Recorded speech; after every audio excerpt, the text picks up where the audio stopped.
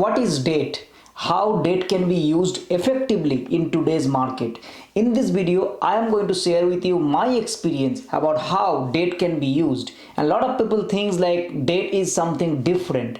It's something that if bank lets them unlimited of money, probably they are going to take it. However, I am going to show you how this can be used effectively so you actually move forward with your life. So if this sounds like interesting, stick around.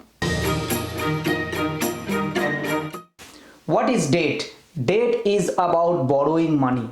Once you purchase something and if you do not have that cash, you actually ask for someone else, to bank or to your relatives or whoever it is, and then you borrow money from them. Now if you buy a real estate, then of course you go to the bank and it depends on your LVR. You go 70, 80, 90% you take loan from the bank and then you get into debt. What we don't understand sometimes is that debt is something that we have to pay back.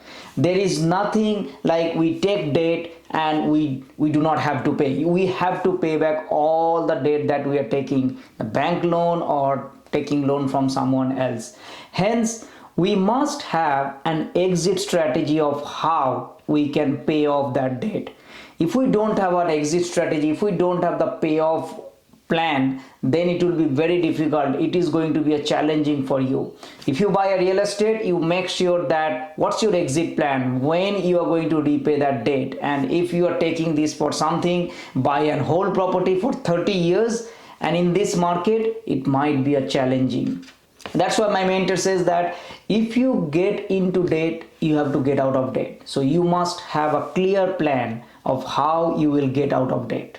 When you borrow money, when you go into debt, it means that you are actually spending future income into today. Now, bank is lending you for property or you are taking a car loan. All our bank is looking at that, okay, your ability to repay.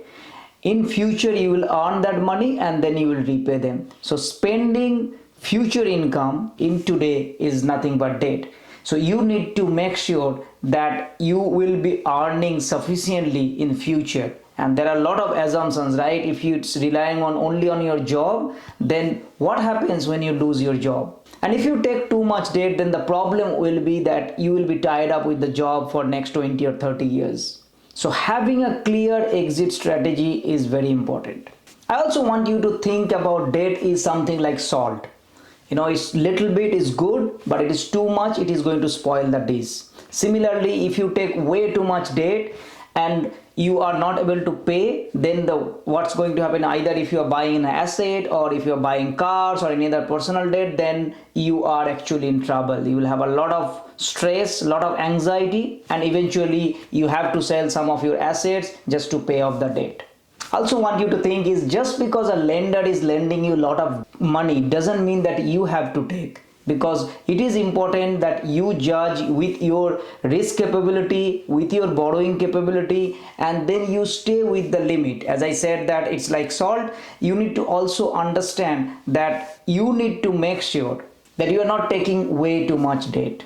If you're buying an investment property where you are going with 90 or 95% loan and you are buying a buy and hold kind of property, in today's market, it is very, very difficult to make money. Hence, you have to pay from your pocket, and you are actually, by taking the debt, you are sabotaging yourself, not going ahead, whereas you are actually trying to save tax and trying to do something, but you are also assuming that the property price will go up forever and it's going to continuously grow up. But sometimes it is not. If it goes down, then that debt will become more and you have to pay back along with interest. So it is going to be a challenging for you. It also depends on your circumstances. Like if you are young, then yes, you can take a little bit of more debt. But as you are approaching towards, let's say 50s or in your 60s, then it is going to be difficult to take too much debt because you don't have much runway to pay off like next 20-30 years of debt. I am not advocating here that you do not take debt. All I'm saying is that you need to be careful that how much debt that you are taking, particularly if you are buying a principal place of residence, then make sure that you are not going into like 80 or 90%, maybe come down to 50% LVR or 50 or 60% LVR.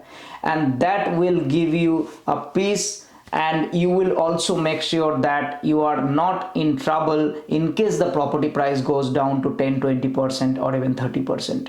Remember, people who are wealthy, they actually went into debt earlier, but they had a clear plan of how they can get out of the debt, and ultimately they want to become debt free. And that's how you become financial independent. That's how you make sure that doesn't matter whether the interest rate goes up suddenly so much or interest rate goes down, it doesn't impact to their life. So the ultimate goal that you must have is have a debt free life, and that's how you become financial independent. If you find these videos helpful, then consider subscribing my channel, turn the notification bell on so you get to see more videos like this, and it will also help me to reach out to more people like you. Thank you so much for watching, and I will see you next time. Bye bye.